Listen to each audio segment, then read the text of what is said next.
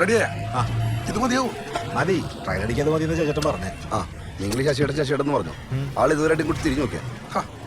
അവന്റെ കാര്യം നമുക്ക് അറിയാവുന്നല്ലേ. അവൻ അവിടെ ഓടണം ഇവിടെ ഓടണം എന്ന് പറഞ്ഞാൽ എങ്ങനെയാണ് ശരിയാവണത്?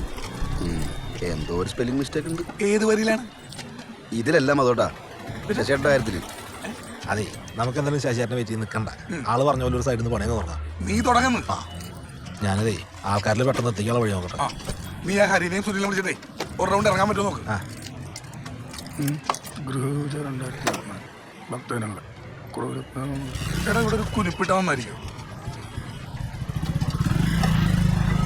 അതോട്ടാ എന്താ ഈ ശശിയേട്ടൻ മൊത്തത്തിലൊന്ന് മുങ്ങിയെടുക്കുന്ന ഫീലില്ലേ? എന്ത് മുങ്ങി കിടക്കണ്? നീയല്ലേ അവൻ ആശുപത്രിയിൽ വെച്ച് കണ്ടു സംസാരിച്ചത്? അല്ല, അതൊക്കെ ഓക്കെ. എന്നാലും എന്തോ ഒരു കള്ളലക്ഷണമുള്ള പോലെ. ആർക്ക്? അതോട്ടാ ഈ ശശിയേട്ടൻ അനിയല്ലേ അനി, ഞാൻ അവൻ ആശുപത്രിയിൽ വെച്ചിട്ട് 2 സ്ഥലത്ത് ഒരേ സമയം മാറി മാറിക്കിട്ടു. അതിലെന്തൊരു ബന്ധി കേടില്ലേ? അതിലെന്ത് ബന്ധികേട്? ഈ ഭരതൻ നായർക്ക് വല്ല ചിന്ന വീട് സെറ്റപ്പ് ഉണ്ടോ എന്നൊരു. നീ കയറി കയറി എങ്ങോട്ടേ പോണത്? അതെ, നിന്റെ ഈ തൊഴുത്തിക്കുത്തു സ്വഭാവത്തിന് അടി ആരൊക്കെയാണ് ഓങ്ങി വെച്ചേക്കണെന്ന് എനിക്ക് തന്നെ അറിയാൻ പാടില്ല. അതോട്ടാ ഞാൻ ആ ചെറുക്കനെ ആശുപത്രിയിൽ വെച്ച് 2 സ്ഥലത്ത് ഒരേ സമയം കണ്ടു. എടാ, അങ്ങനെ നോക്കണമെങ്കിൽ ഈ 2 സ്ഥലത്തും ഒരേ സമയം നീ ഉണ്ടായില്ലേ? അപ്പൊ നീ രണ്ടെണ്ണ.